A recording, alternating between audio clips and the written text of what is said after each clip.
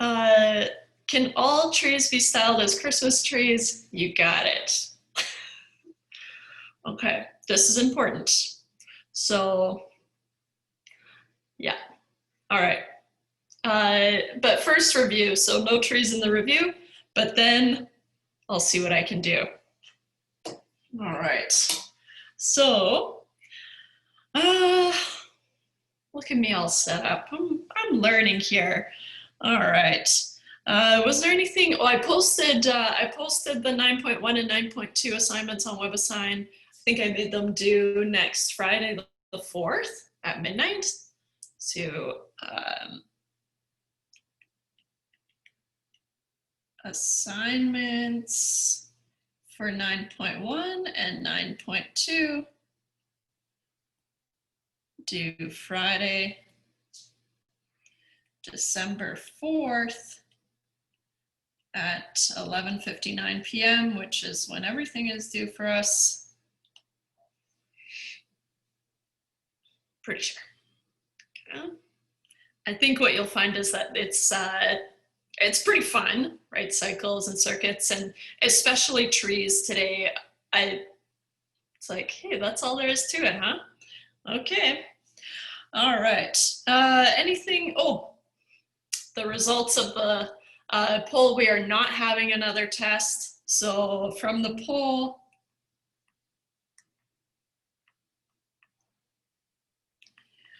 we will not have another test. Good thing, because it was supposed to be on Monday. And I don't have anything prepared.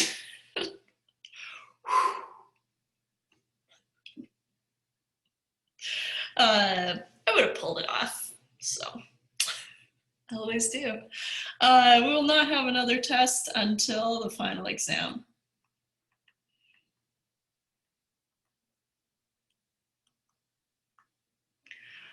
I write so hard that I think I ruined the nub. Don't tell Jared. He's in the other room. He probably heard me.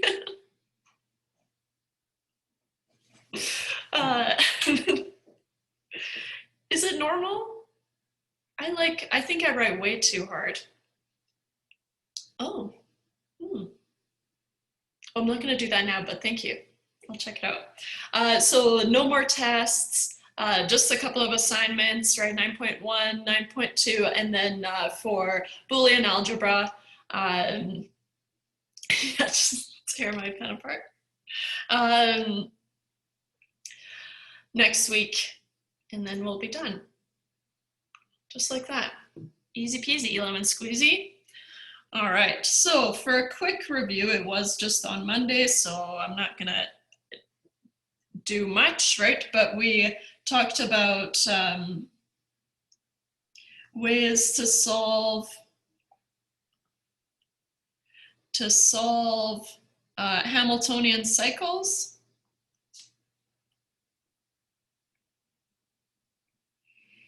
So definitely the sorted edge method was our go-to, right? So the sorted edge method.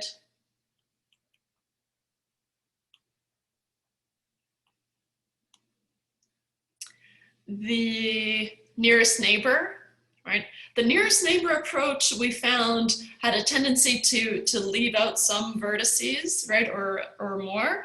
So it might not be a good option. Nearest neighbor. And then finally brute force, right, where we talked about we're going to have n-1 factorial divided by 2 options. Brute force, which has n-1 factorial divided by 2 unique paths. Okay. And that's pretty much what we did last day. Okay. Today, we're going to start and finish trees. So section 9.2, if there aren't any questions, I'm keeping an eye on the chat, so let me know. Trees and minimum spanning trees. Oops. Minimum spanning trees. Okay. We all know what trees are, right? We've seen things like family trees or even like a decision tree where you start at one vertex and then you kind of branch out to other vertices. So here we go. A tree, insert home, draw, there it is.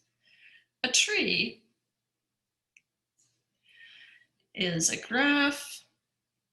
So just like the other two that we talked about, right? We talked about Euler circuits, Hamiltonian cycles, those were all graphs as well, right?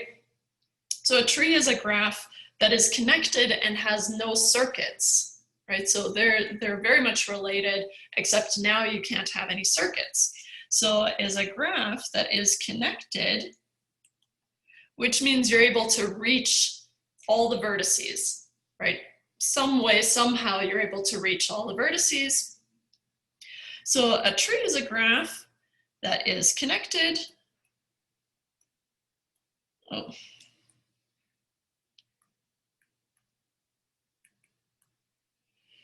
And has no circuits.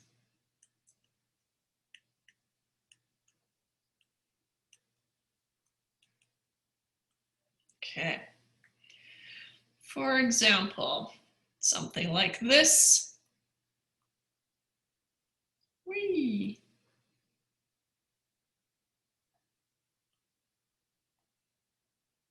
By request, all our trees, or at least the first one, is going to look like a Christmas tree. Oh, you know what? We'll have multicolored bulbs.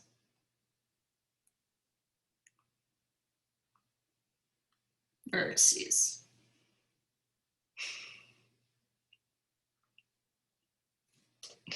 That's beautiful, right? Something like this. So there can't be any circuits and it has to be connected. Nice, right? Just threw that together, NBD. So something like, yeah,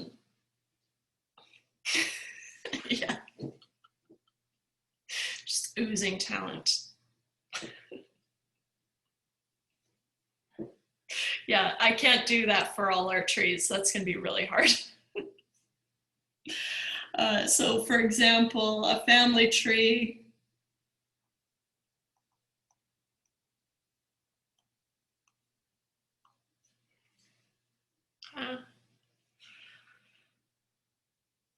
Oh yeah, you know what?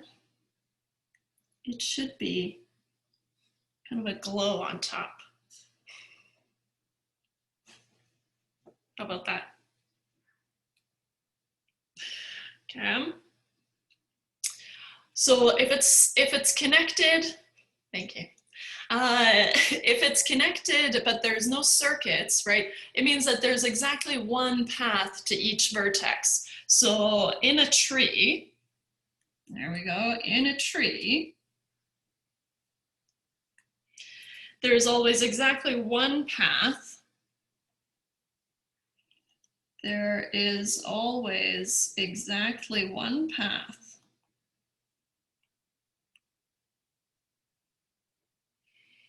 from each vertex in the graph, from each, vertex in the graph.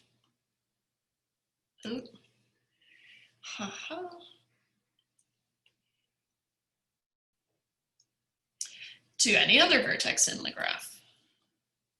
To any other vertex in the graph.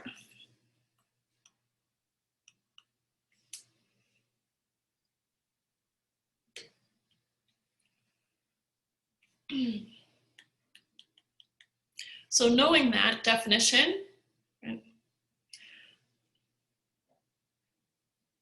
I made my pen kind of a smaller tip gauge. I don't know what the proper term is. And now you can really see how bad my writing is. Anyways, I don't know, I can't win. So for example, is it a tree? I'm gonna draw a bunch out and we'll just talk about why it is, or it is easier to read. It's just, it looks a lot worse. But I'm glad.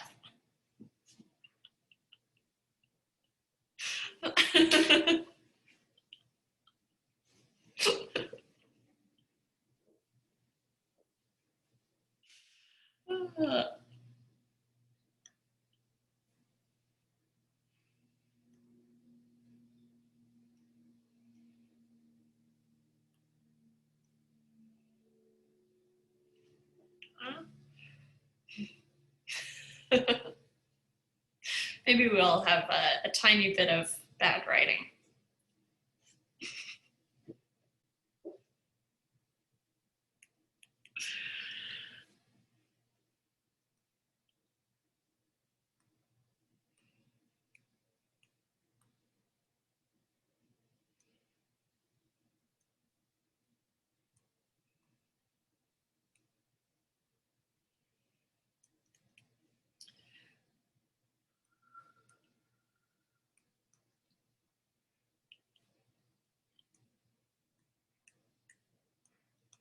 Drawing my vertices afterwards is almost easier. You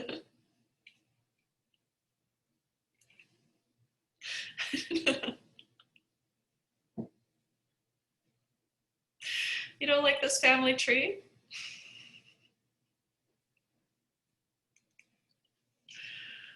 All right, here we go. 1, 2, 3, 4, 5.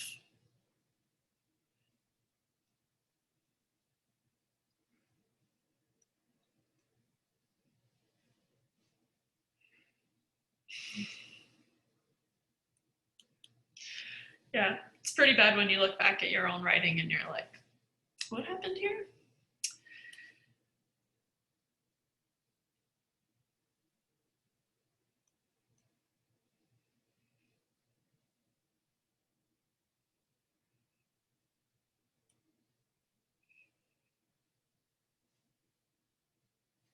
Okay. So here we are. Okay. We'll start with the first one and decide whether it is a tree or not, remembering that a tree, there's always exactly one path from each vertex in the graph and any other vertex. And from before, right, it's a graph that's connected and has no circuits, right? So looking at this, right, the first one in A, well, it's not connected because this part is kind of loosey-goosey here. And so not connected, therefore not a tree. Oops.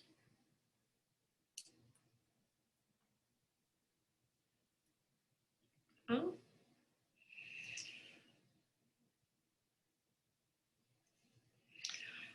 For the next one in B, right, we're looking out for, well, is it connected? There are no sections that are kind of off and floating, so that's good. Are there any circuits? No. Okay, so then we just need to look at this thing and convince ourselves that, yeah, it looks like it's a tree, right? There's only one path to get to each vertex from another one. And so this is a tree.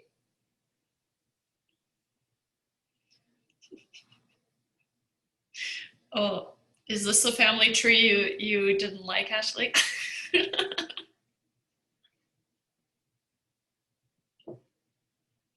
Yeah, they're all a bit wild. Especially this one. What's going on there? Yeah, D and E.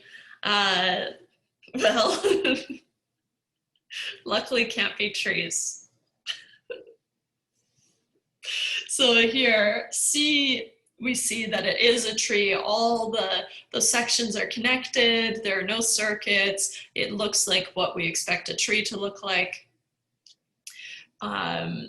So it must be a tree. In D, it's connected, right? But it's just a bunch of circuits, right?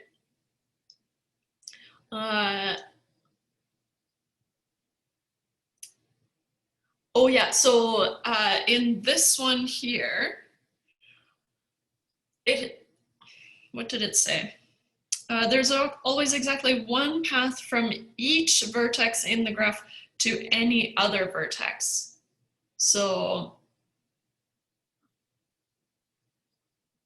we're allowed to go through it like this, right? So as long as we're talking about from here to here, right, I'm allowed to go through the other vertex, but there's only one route to get from this vertex to here, is what it means.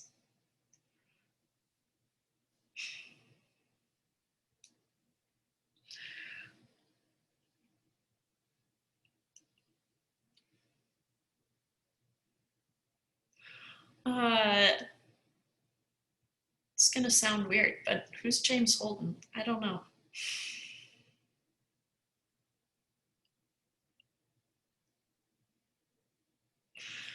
The Expanse. Are they good? Books / TV show. Well, it's got to be pretty good if they made it into a TV show. Cool. Yeah, so it can only have one path to get from one vertex to another. But you're allowed to pass through other vertices, but you can only have one path.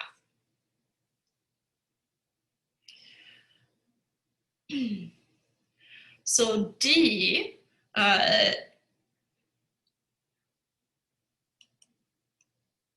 has circuits, multiple actually, right? We've got this kind of circuit here, this one, this one, this one. All right, so it has circuits, therefore not a tree.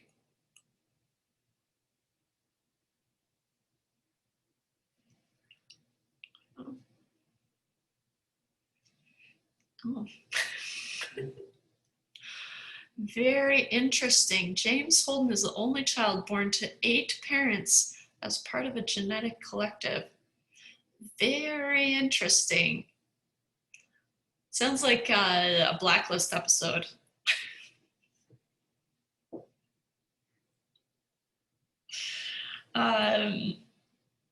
It totally Black Mirror, although they got too scary for me. This one here, we see one circuit, but one circuit to rule them all. No. Has a circuit, therefore not a tree.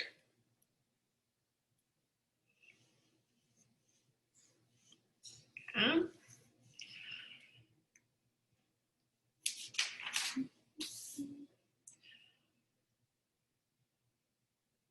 Oof.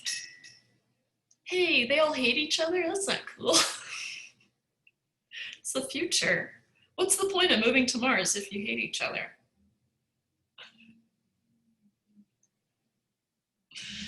All right. So when do we use trees? Well, let's say you want to install a sprinkler system, for example. So you can hate those soft earthers. That's really funny. We need to install a sprinkler system. There's still time for me to fix this. Sorry, I'm going to correct this. We need to install strings of Christmas lights. Actually, I'll do it so that the original question, because the graph that I draw is going to make more sense with a sprinkler system, but we'll tweak it a little bit. Just like a fun to-do list. Strike it out right away, write it down, strike it out. A Christmas light display.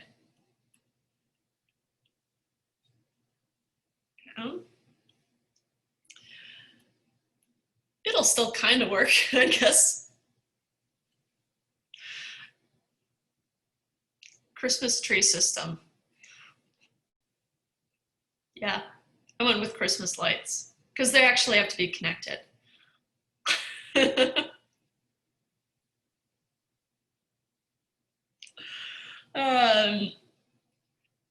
And need to run a line to each of these places.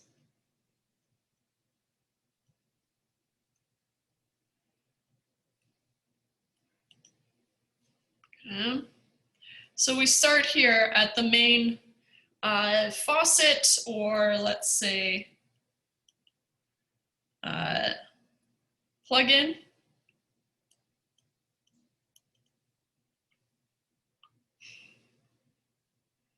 Supposed to be a faucet. All right. And then on the left, we're going to have 1, 2, 3, 4, 5, 6 dots, 2 on 2 on 2. And then we're going to have 4 along the bottom, 1, 2, 3, 4. Slightly off, 1, 2, and 3. And then, oh, I was doing spaces. Just because I need to draw lines between these, sorry guys, there. And I want it to look as clean as possible.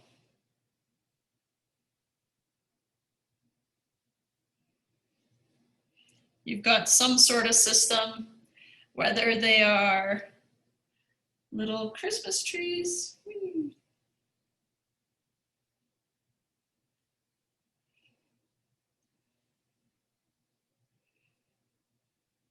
or lights.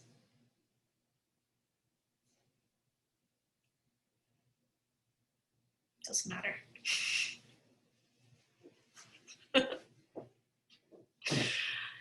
You need to connect all these, okay, to some sort of main vertex.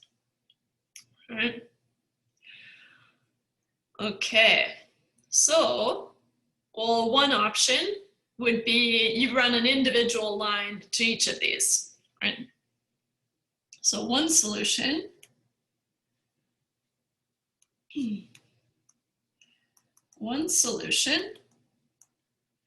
is to run individual lines to each vertex. We can already tell that that's not going to be ideal, right? But it is a solution, right? So even if a solution is not good, it's still a solution. So we need to acknowledge it. So one solution is to run individual lines to each vertex.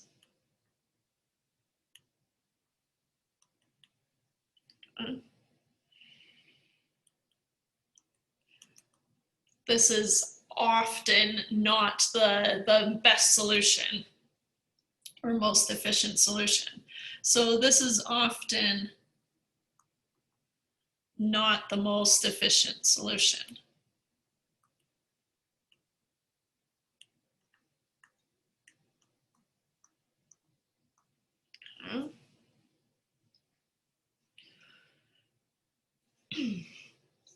Another option is to connect all these vertices, right, and make a connected graph, and then remove edges until you're at a tree. Okay. So another solution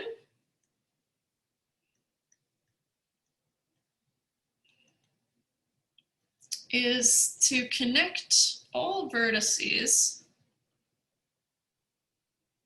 all the, whoa, what happened here? Is to connect, like nothing ever happened. Another solution is to connect all the vertices,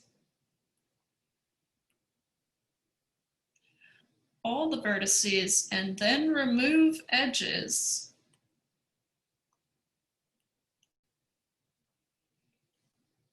until a tree is created. Until a tree is created and a star is born. No, just until a tree is created. This is called a spanning tree.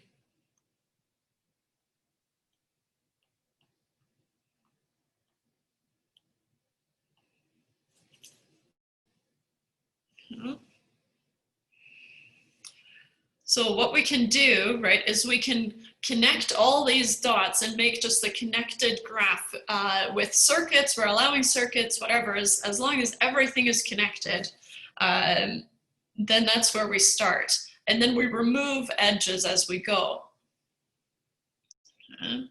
A note before we do some as an example, any connected graph will have a spanning tree, right? So any connected graph, you'll be able to remove edges until you land on a tree. So any connected graph will have a spanning tree.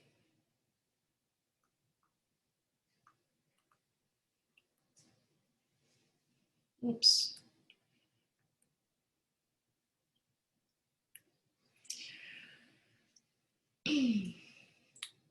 And if you have at least one circuit, right, a connected graph doesn't necessarily have circuits, right? But if you have a circuit, then you can manipulate that circuit in multiple ways, and so then you can have multiple different spanning trees. So, and if the original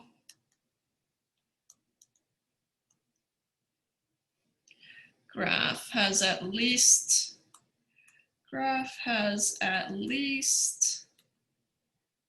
one circuit,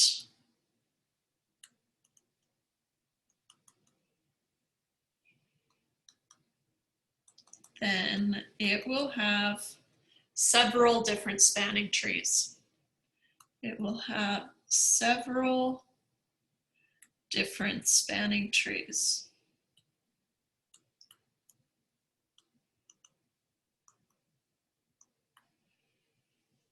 Okay.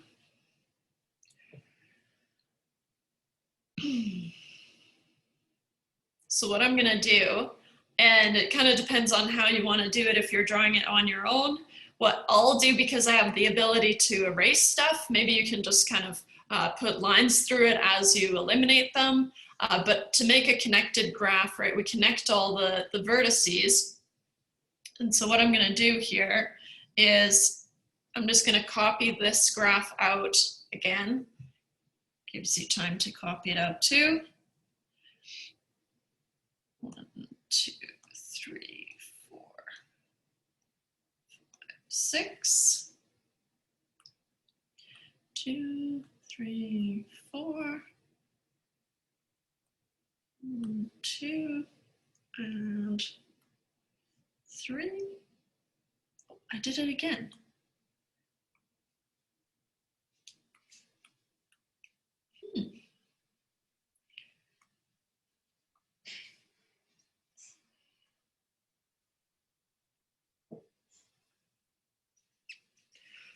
So here's the faucet / plugin. So what I'm gonna do is I'm just gonna connect these and make a connected graph. I don't care if there's circuits or whatever. So from the faucet, I'm gonna go and connect all these.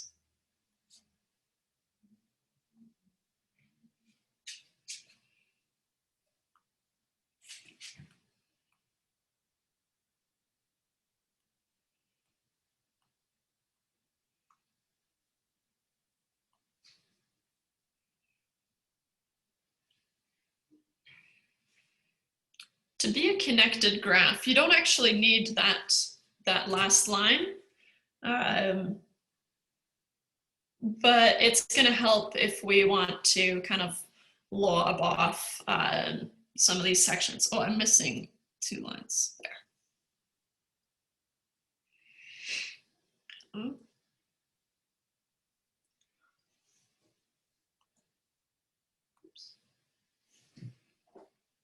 Am I missing another one? Oh,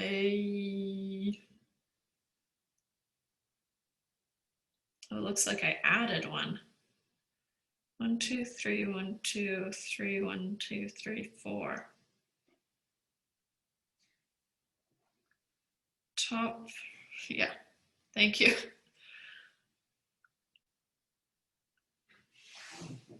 Good, thank you. Okay, so now we have all this oh,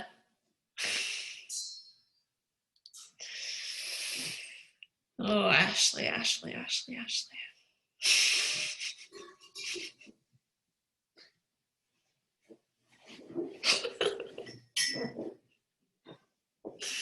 All right, so now what we're gonna do is strategically, oh, I need a scroll on here. There we go. It actually doesn't matter how you connect your graph. So, but what we're gonna do is we're gonna go through and we're gonna eliminate some of these edges until we're just at a tree, right? So it's still connected. I'm able to get to all the vertices, but I don't have to have all the vertices attached to each other. Okay, what's something I could do? And I'm just stealing this. This one could get chopped down.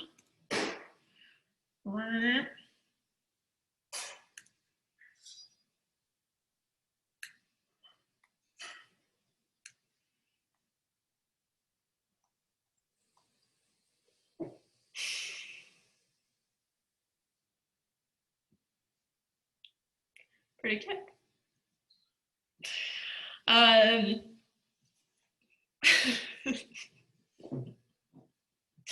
Yeah, Reed wants an actual circuit.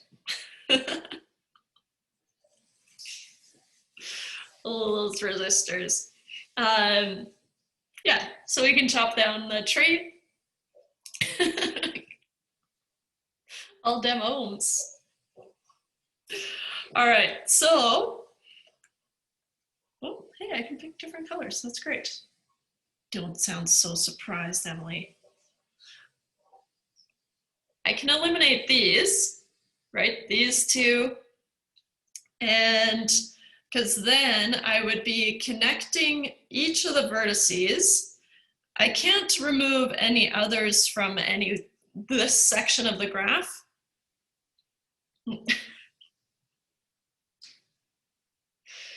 No, resistance, it's hard. Ugh. So there's nothing else I can kind of cut out from here. Of course, you could have removed these two, that's fine. But then you would have had to keep the other ones, right? Because if you imagine, so from the faucet, right? Yeah. So many layers, parallel layers.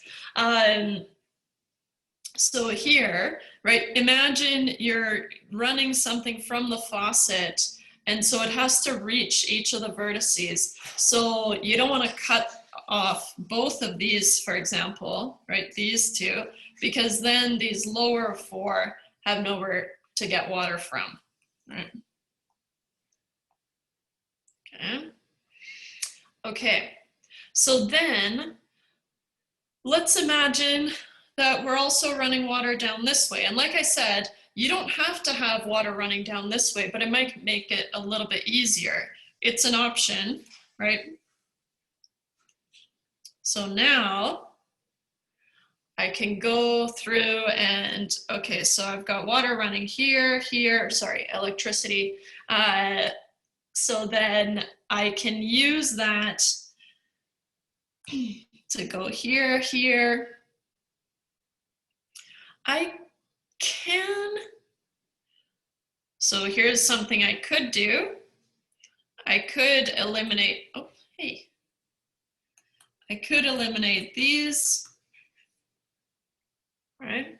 And then eliminate this, that's an option, right? Another thing I could do, so I'm gonna keep these now. Oh.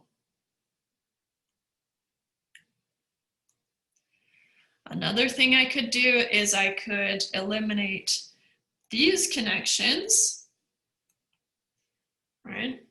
And then just rely on this arm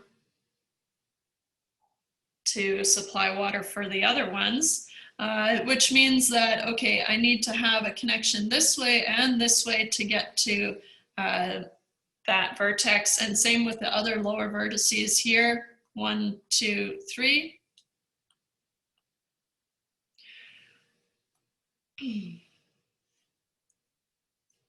But then what I can do is delete those two as well, right? Because then I've got this kind of branching thing looking. So just as a quick sketch, we would have something that looks like 1, 2, 3. 1, 2, 1, 2, 3, 4. And then 1, 2, 3, 1, 2, 3.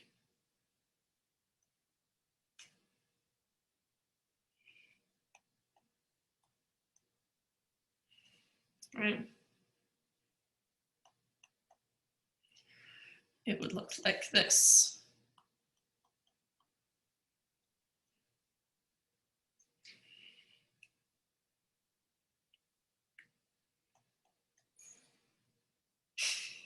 More color.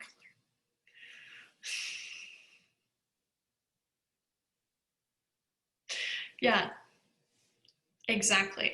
Hieroglyphic for pterodactyl. Could be an alligator, salad tongs. I don't know. It's the salad tongue constellation. An excavator, it all works. Anyway, so that's an option, right? So what you can see is we could have eliminated different edges, gotten a different tree. In the end, we end up getting a tree. And so that's what we call a spanning tree. And because we have all these different circuits in our original graph, right, we know we're gonna have multiple different spanning trees available to us. So,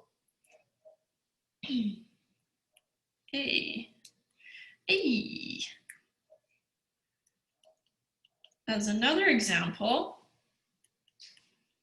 we're going to find two spanning trees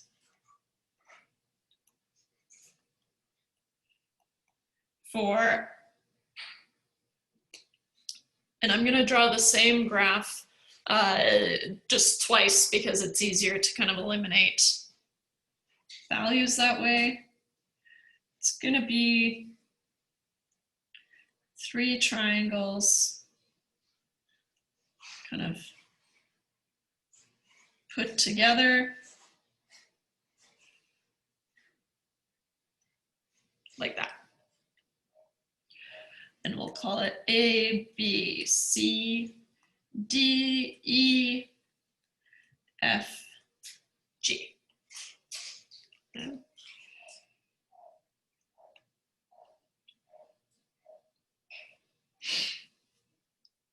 Okay, let's see if I can copy it this time. Copy.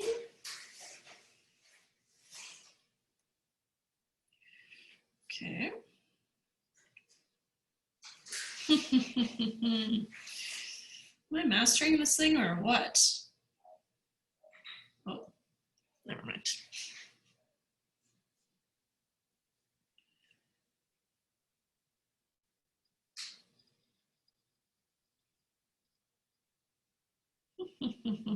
Pretty pleased with myself. There. Okay.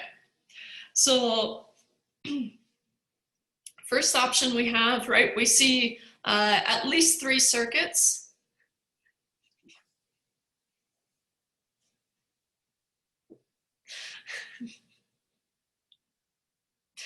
The lizard's lower half. So we see at least 3 circuits. So we know there are lots of options. So we just have to find 2 of those options for the spanning trees. So what you're going to do is you're just going to go through and eliminate edges until there are no more circuits, but also everything is still connected and you have a tree. So option 1 might be to eliminate this one and this one. And let's do all the inside ones like this. So what I'm going to do is I'm just going to erase them. Looks pretty good. All the vertices are still connected, right? But there are no more circuits, and so this is a tree, and so this is a spanning tree. So we'll call this, oops.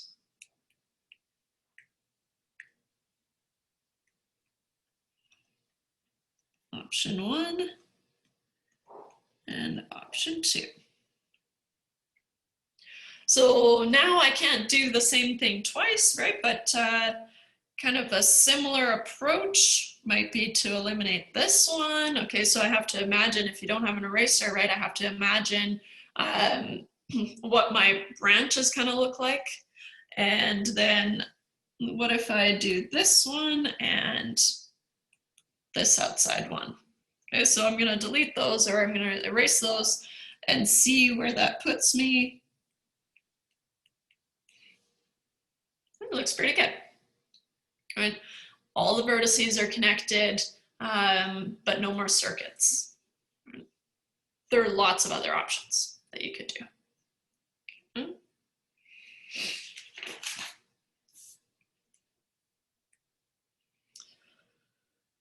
Okay, so of course, with all these options, right, just like before the traveling salesman problem, for example, right, we want to minimize costs. Same thing if you're putting in a sprinkler system or a Christmas tree system, then you want to minimize the costs, right? And so we have minimum spanning trees. Unlike, well, I think unlike the circuits and the cycles, minimum spanning trees are kind of, oh, wow, that works, weird. Oh, okay, that's easy. But we'll see what you think. Minimum spanning trees.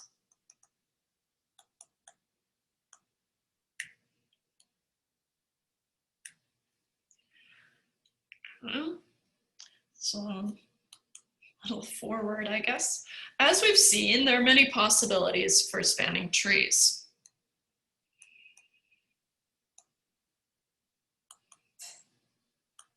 There are many possibilities for spanning trees.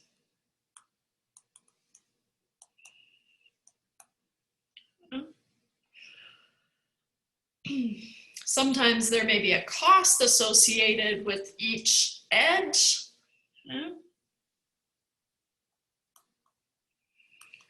sometimes there may be a cost associated with the length of each edge, be a cost associated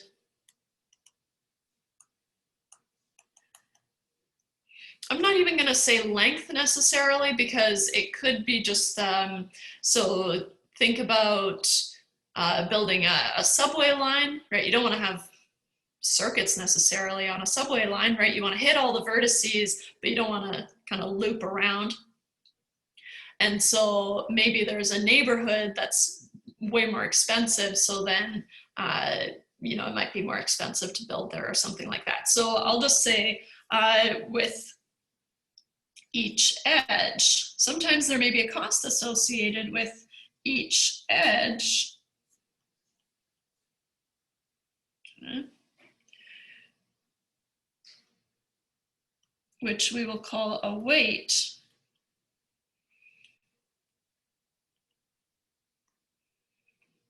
Okay. So the graph is then called a weighted graph. The graph is then called a weighted graph. Surprise, surprise. So a minimum spanning tree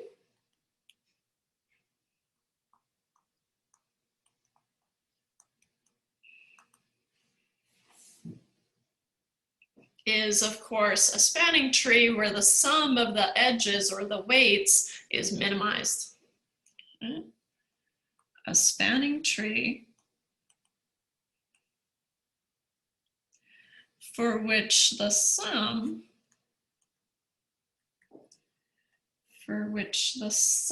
of the weights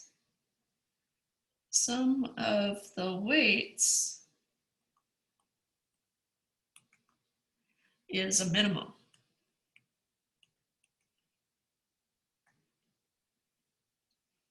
Okay. We're only going to look at one way to build a minimum spanning tree, and that's Kruskal's algorithm. Fun to say, fun to do. So we will only consider one method of finding minimum spanning trees. Although I don't know for certain, but I'm confident that there are other methods available to us.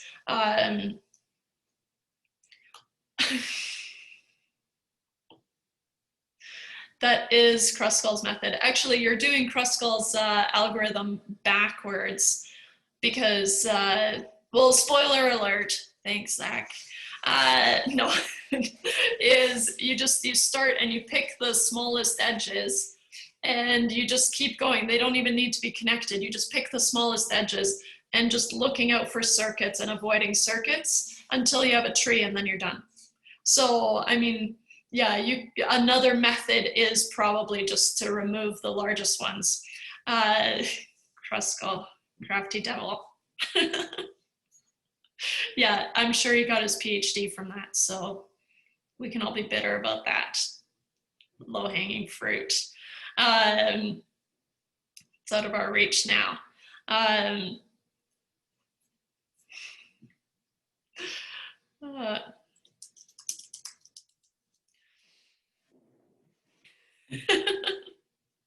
Yeah, we're all happy to take a reason to be bitter. So, no, but every time I come across a weird but obvious thing in math, I'm like, they probably got some sort of PhD from this, so that's cool. Even obvious stuff. If you're able to prove it, that's worth something. So we'll only consider one method of finding minimum spanning trees.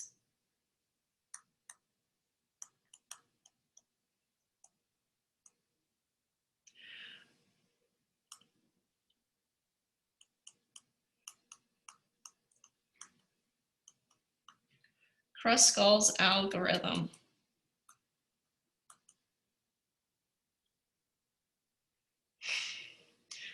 Yeah. The proof for why 1 plus 1 is 2 is actually quite lengthy. Yeah. I used to have a coworker who said, he used to say, and maybe I've used it already, but he always used to say, if you can't convince them, confuse them.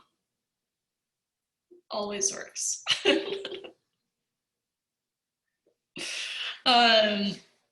So Kruskal, oopsie daisies.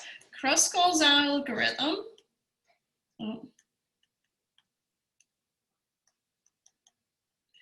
Algorithm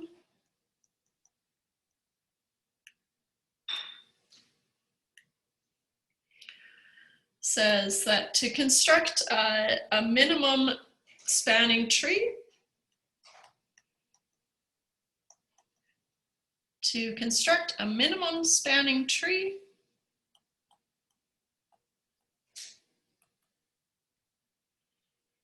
from a weighted graph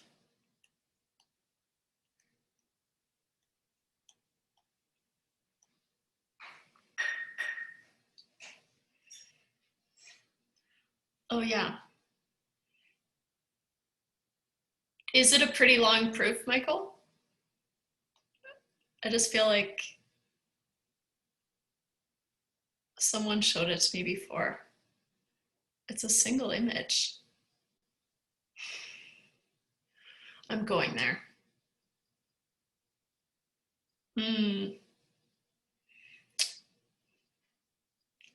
Yeah, that's why we use symbols, right? It's easy. 1 plus 1 is 2. Now we're allowed to use it just willy-nilly. But someone had to put in the work. Okay, so, and I'm sure the proof for this is tricky as well. So to construct a minimum spanning tree from a weighted graph, use the following procedure.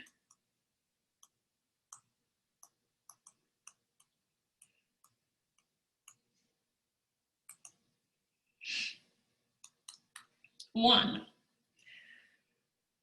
select any edge with minimum weight. Okay. Select any edge with minimum weight. That's just allowing for if there are 2 edges with the same weight, that's the minimum of all the weights, right? So if you have the minimum weight is 2 and there are 2 edges with the weight of 2, 2 is a bad example anyways, then you just pick one of those, it doesn't matter. Okay. So then you're gonna select the next weight, that's the minimum, so the next minimum. Select the next edge with minimum weight. I'll just say min weight. Among those not yet selected, of course. Among those not yet selected. And here, this was what kind of threw me off, is that these edges that you're picking don't even need to be connected yet. Okay.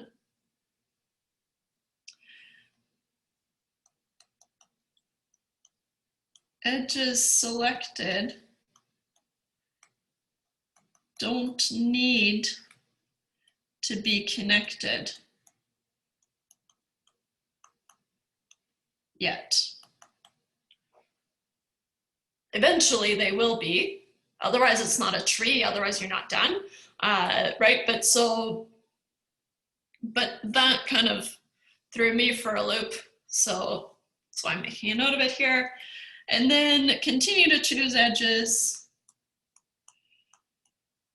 Continue to choose edges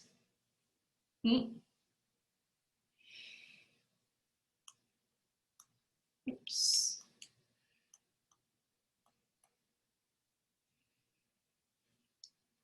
Of minimum weight from those not yet selected, of course.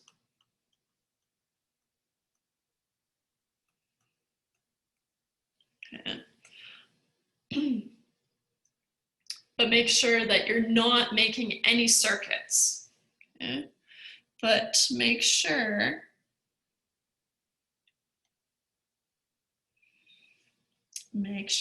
not to select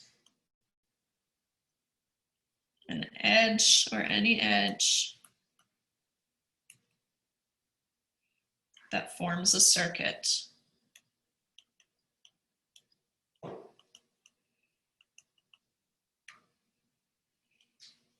Because we have to avoid circuits. And then we just repeat until we've connected all the vertices, and then we're done. Repeat until the tree connects,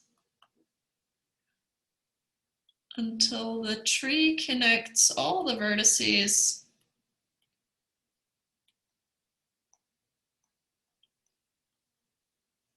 of the original graph.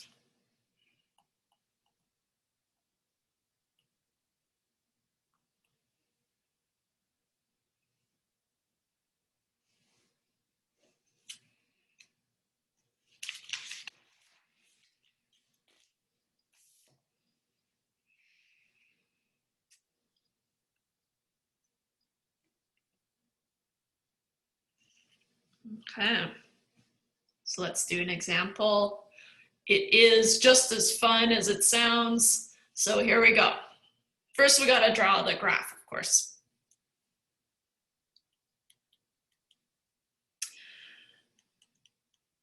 Find the minimum spanning tree.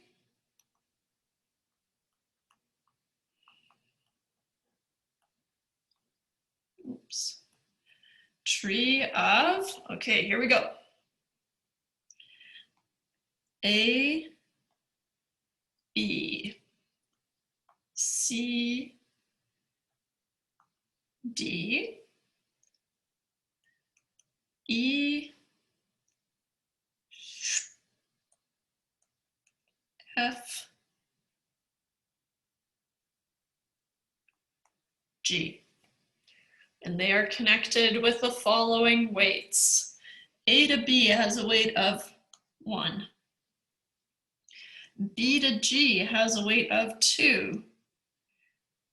A to G has a weight of 3. A to F has a weight of 5. G to F has a weight of 4. F to E has a weight of 6. Wait. I see weight.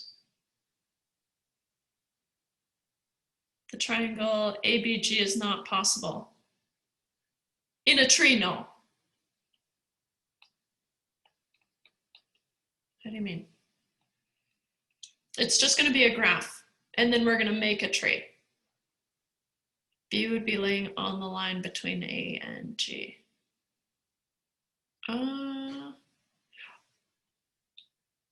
I think you're forcing a tree, which is very fancy of you. But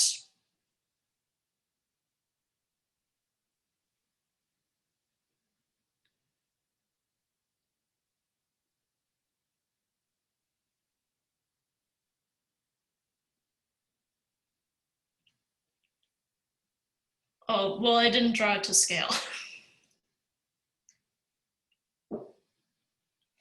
Have you guys seen, oh shoot, now I don't have it. But it was like this graphic.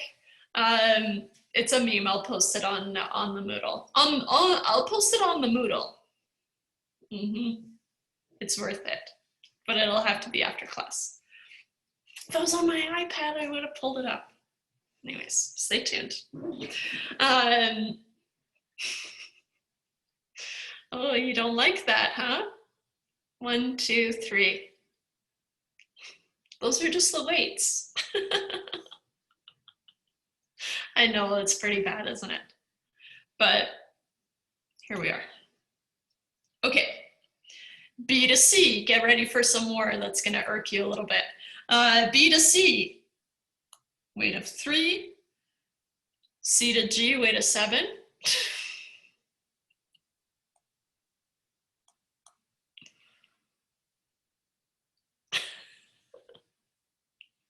Come on.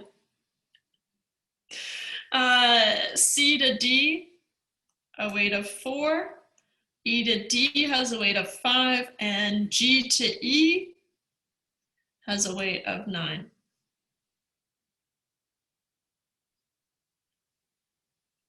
Okay, I think I got them all. So from this graph, we're going to make a minimum spanning tree. Okay? So these are just the costs associated, not necessarily the lengths, if that helps.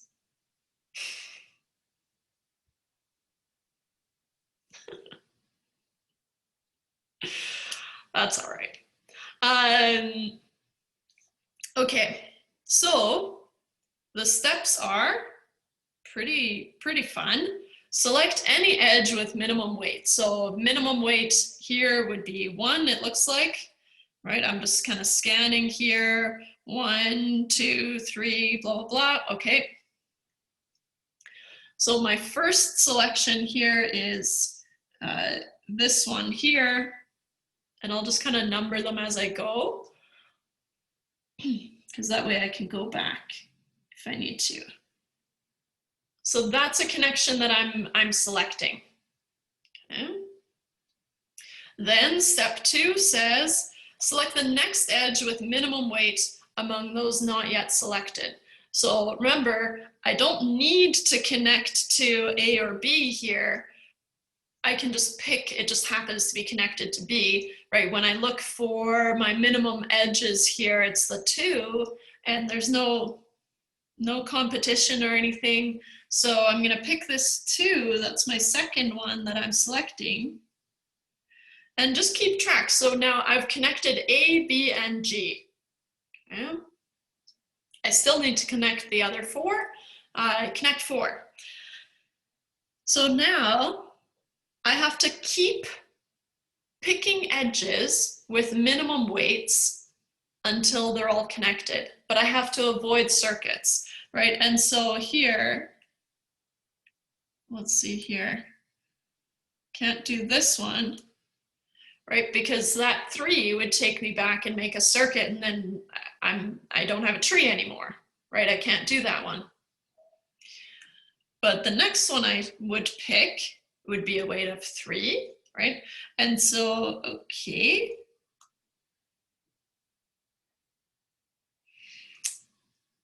My next weight would be 4, and I've actually got 2 options. Doesn't matter which one. Okay. We'll probably end up picking both, right? Unless one connects all the remaining vertices, right? So here, unless one of these 4s connects all remaining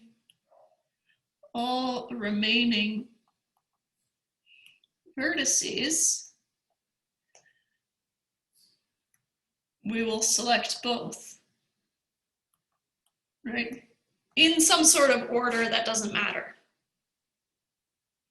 Okay. So, oh, I didn't draw this one on. Okay, just so I can kind of see where my tree is so far. So if I pick this one here as my 4th edge, okay, scanning here, this one's going to be my 5th edge then. Okay, looks like the only one that's not connected is the E vertex, right? So A, B, C, D, G, F, they've all been connected, right? And so the only one that's missing is E. So even though I have 2 options for 5, right, when I move up a weight class, the one that I'm going to pick is going to be the one that connects D to E, right? So we pick this one to complete the tree.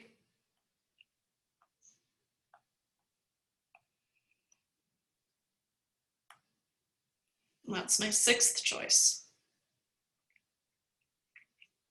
Okay. So now I've got this this minimum spanning tree according to Kruskal's algorithm.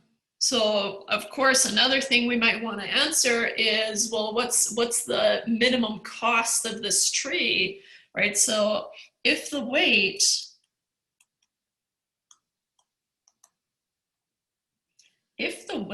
of each edge is the cost in hundreds of dollars,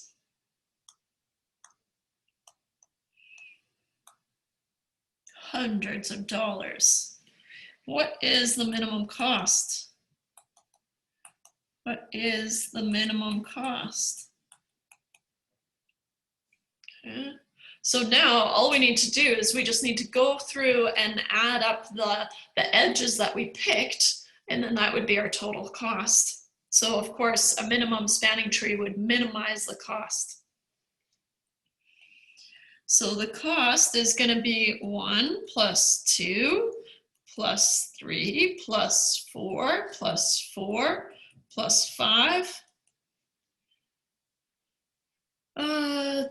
10, 19.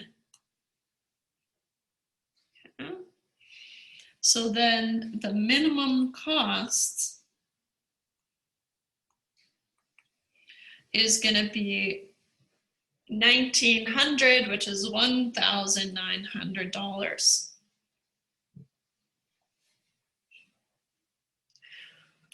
Okay.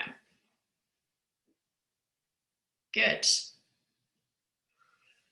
We can even do something a little bit more complicated where we have to draw the graph. Sometimes I'd say that's probably the hardest part, is drawing the graph and kind of connecting all these vertices. Yeah, leave Pythagoras at the door, please. You'll drive yourself batty. So let's do another example.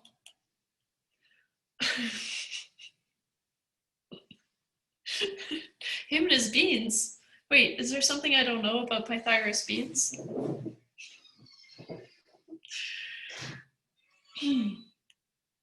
A company is considering building a gas pipeline. How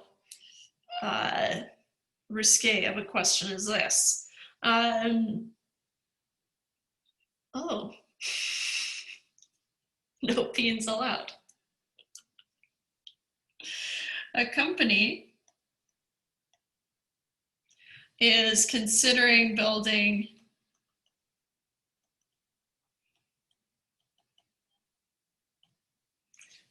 a gas pipeline network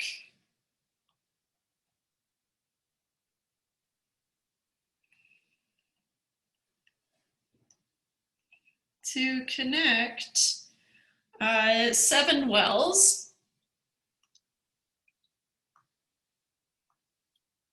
labeled A, B, C, D, E, G, H, no, F, G.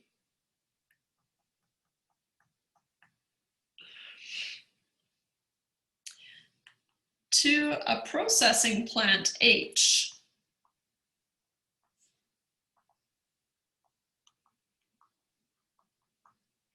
So they all have to connect to H somehow, right? You can go through other wells or kind of on the same tracks. Okay.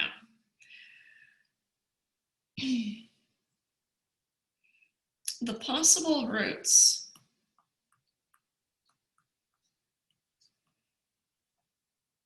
And their costs.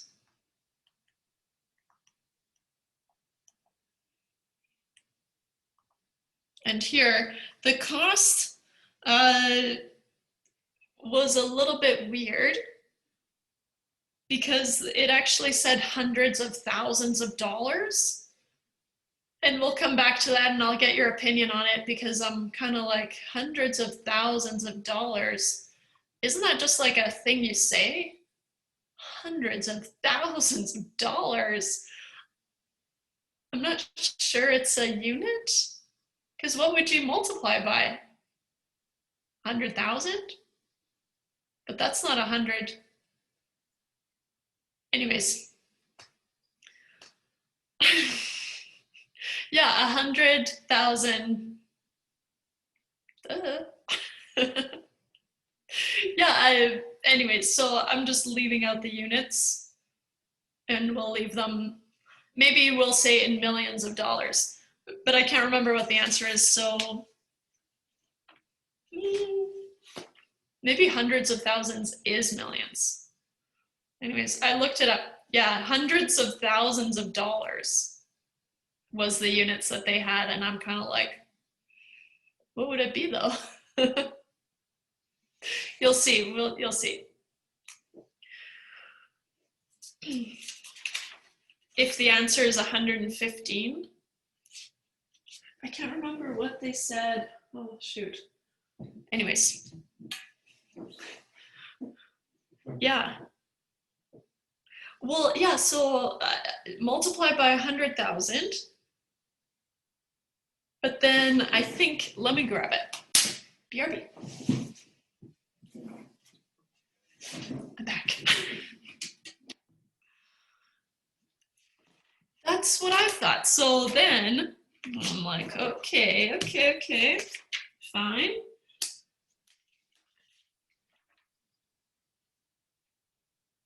But they're saying that it's 115, lightning, 115 times,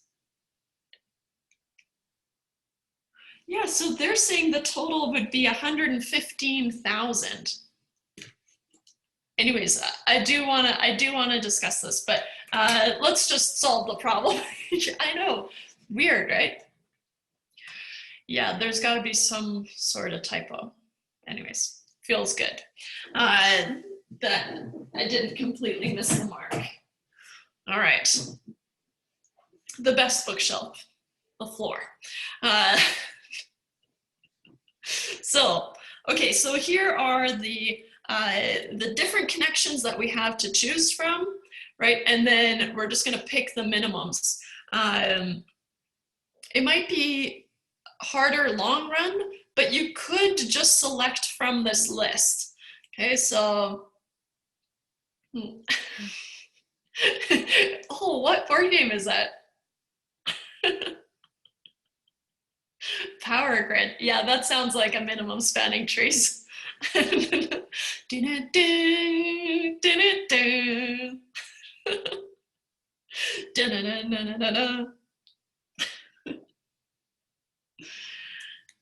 Yeah.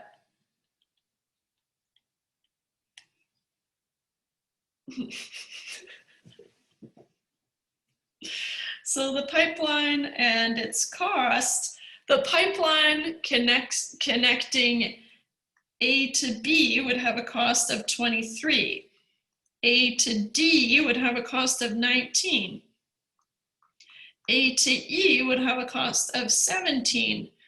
B to C would have a cost of 15. B to E would have a cost of 30. Don't go cross-eyed. B to F would have a cost of 27. That was more to me.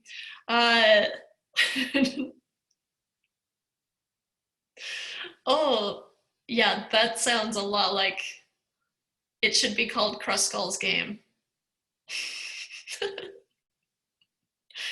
Yeah, Ticket to Ride. Oh, what a great game.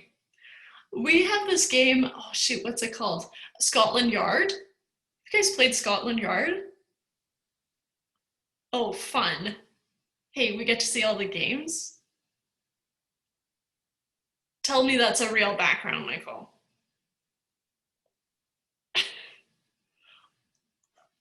The graphics are incredible.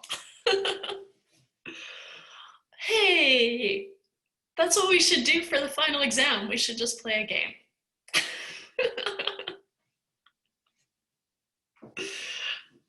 Wait, Gloomhaven. You heard her, folks. Pack it up. Minimum spanning trees.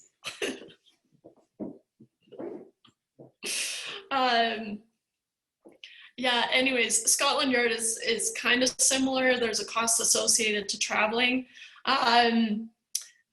But I'm not too competitive, but I got really mad at Jared because I thought he was cheating. But because there's like a trust component. But anyways, okay, so I trust him. He didn't cheat.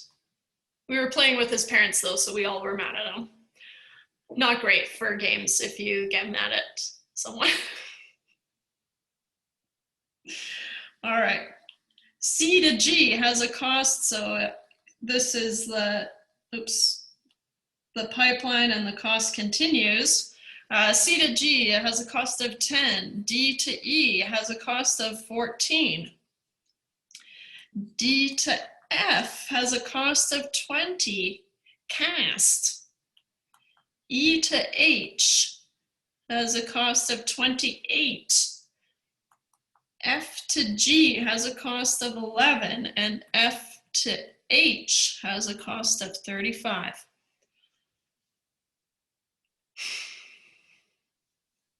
Yeah, all the games. Okay.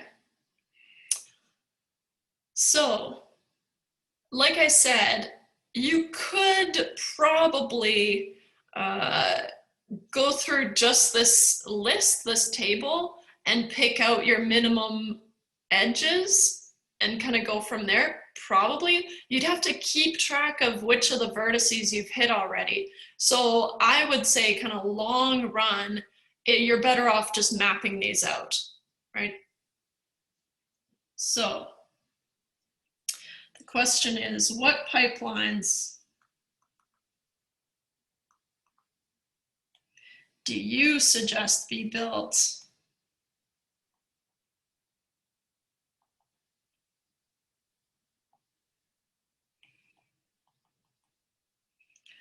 I guess they never specified that it has to be the minimum cost, but let's assume that we want to minimize the cost if you're suggesting it.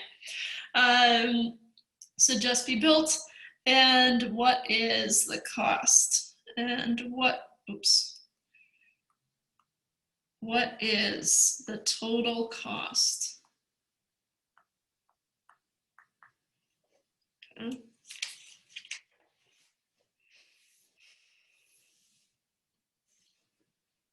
Yeah, minimize all costs. And yeah, just for ease of minimization, pi is 3. All right, so what I would do is just start and just move your way through this table. So make a vertex for A. Okay, and then you know A is connected to B, D, and E. Okay, so all I'm gonna do is I'm just gonna kind of fan them out here around A, and you can usually just kind of make it work.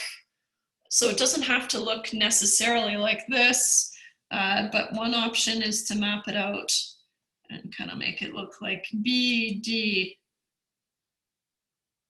E. Okay. Let's put these weights on before we have to go and kind of backtrack again. So A to B has a weight of 23. A to D has a weight of 19. And A to E has a weight of 17. Okay. Moving on to B. So now I have B on here, and B is attached to C, E, and F. Okay, so I don't have C on here yet. So again, I'm just going to take that same approach and just kind of fan them out. So B is connected to C by 15.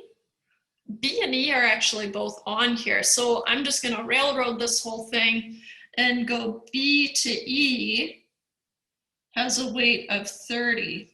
Okay, and I'm going to move this 19 up so it's more obvious that it's on the A to D line. Okay.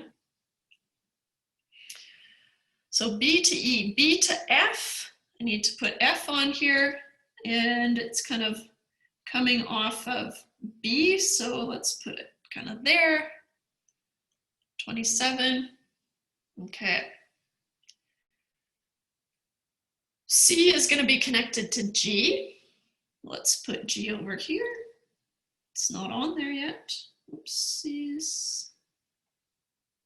C to G has a weight of 10. Okay. All right. D to E.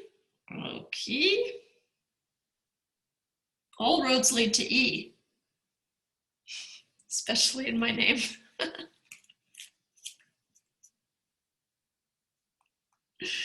14. E's a big player for me. Ecstasy. No, that was a joke.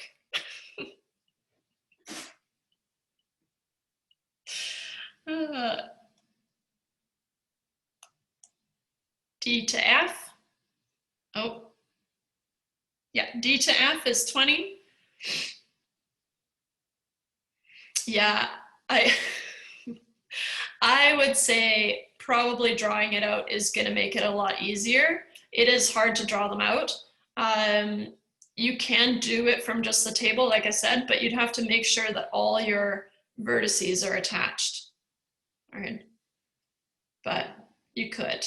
But it's probably easiest to start here, kind of, I don't know, pay now, reward later type of deal. So D to E, D to F, E to H. H is not on here. H is the hub. Let's put it kind of, I don't know, here, because it looks like E has to go to H. E to H, 28. And F has to go to G for 11. And then finally, F has to go to H with a weight of 35. So don't worry about kind of making these distances be the actual length of the, like, corresponding to the weights. You don't have to worry about that. You can just put the weights on there and just kind of go for it. I guess in theory, what could you do? What if you just started and you just did A, B,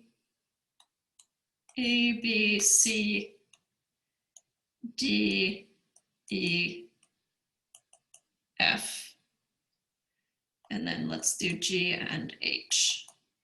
You could do that.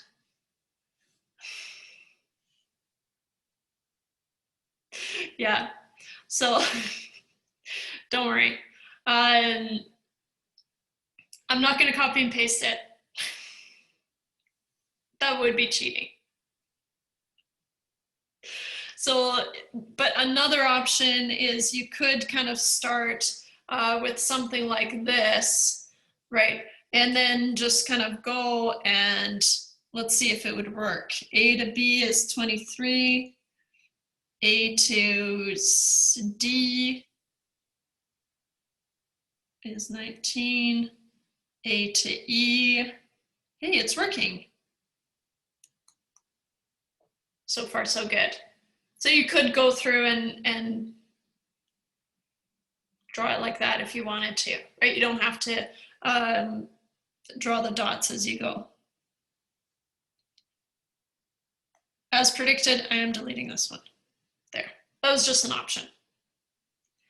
Okie dokie. So let's see here. Minimum spanning tree, here we go. So we're just gonna pick the minimums as we go and then make a tree. Okay, 11 looks like, oh, 10? 10's a winner. That's my first choice. Close, I almost picked 11. No harm, no foul, I would have found it soon enough. So then 11 is my next smallest value.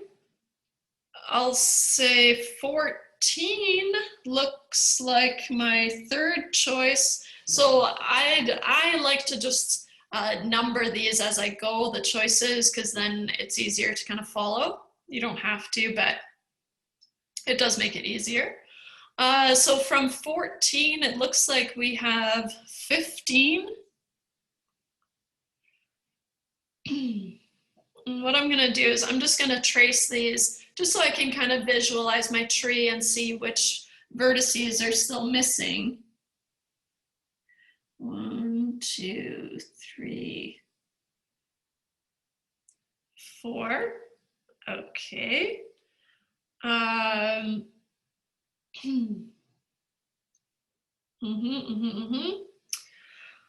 What's my next one?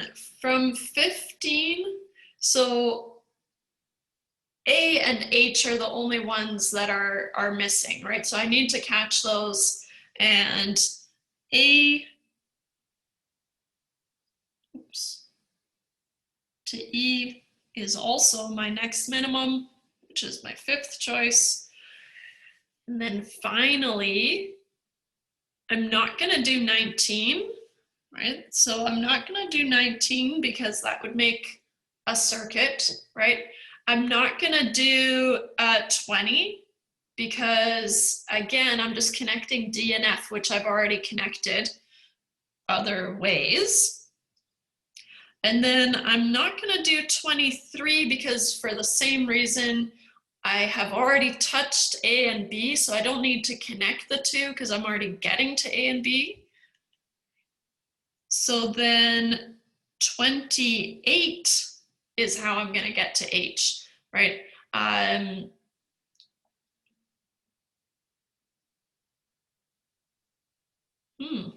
Looks like,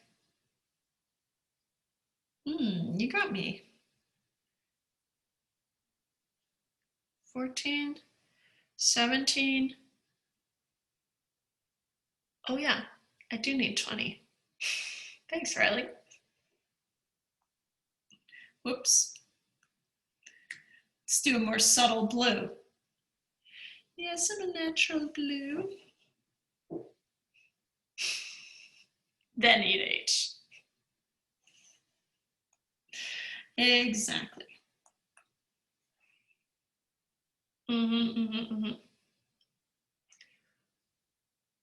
Yeah, because otherwise it wouldn't be connected.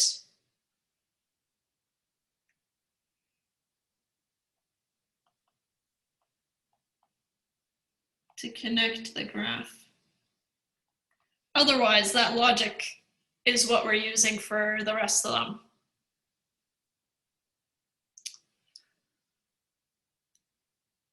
Okay. So what's the minimum cost then? All right. Just make sure that you've touched on all the vertices, A, B, C, D, E, F, G, H, great. And they can all run from H, which was our main hub, right? The processing plant H feeds all of these, so we're good to go. Nice.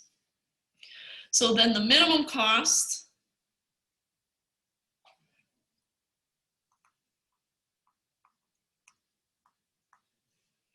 is going to be 10 plus 11. Okay, here 1, 2, 3 plus 14 plus 15 plus 17 plus 20 plus 28, which is 115. Oops.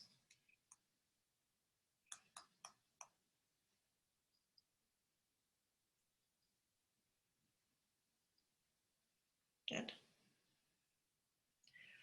I'm going to say units. 115 in hundreds of thousands. You see my problem?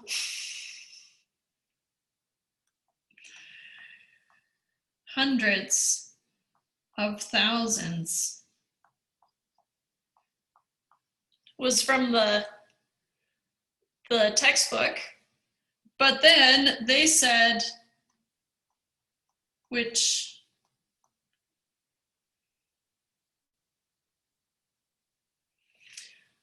so that's why I just went with units.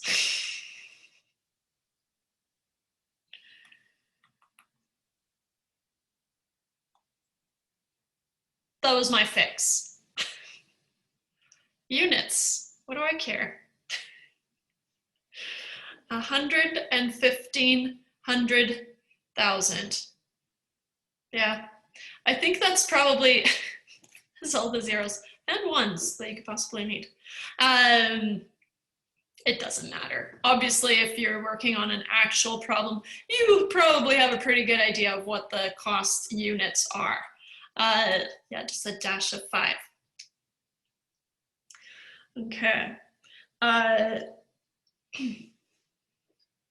One last thing in trees. Leaving so soon? I know, right? If a graph is a tree with n vertices, right, then we're going to have n minus 1 edges, and that's just going to be true. And you can think about it, right? But if you've got 4 vertices and you need to make a tree out of them, you can't have any circuits, so you're going to have n minus 1 edges. So if a graph is a tree,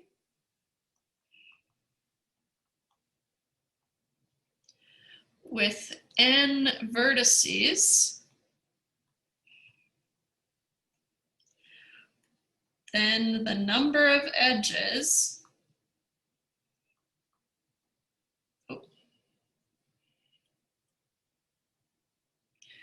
is n minus 1.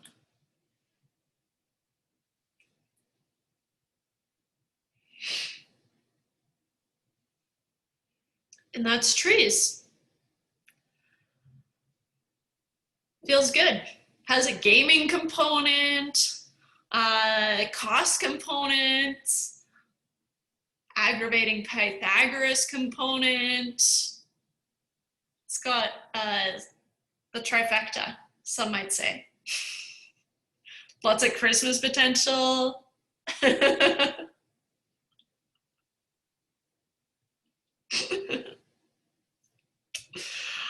All right. Any questions? That's it. That's all I have for today.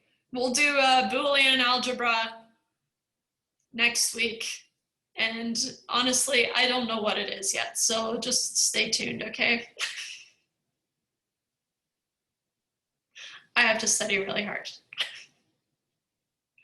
No, we're not going to do imaginary numbers, even though I think it says in the outline or in the course description, but then it's not typically covered in the course, so it's kind of weird. That's exactly right, Zach. As long as I'm one lesson ahead of you guys, I'm feeling like a champ. Well, it's not in the textbook, so I had a hard time hunting that stuff down, but anyways, we'll see. It'll be fun. No imaginary numbers, though.